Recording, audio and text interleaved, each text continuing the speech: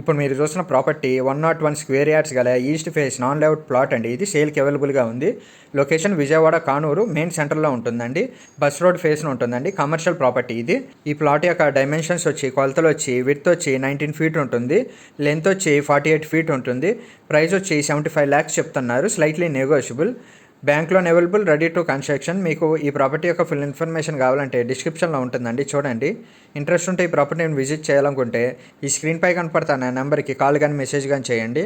మీకు ఈ ప్రాపర్టీ నచ్చితే లైక్ చేయండి, షేర్ చేయండి, సబ్స్క్రైబ్ చేయండి.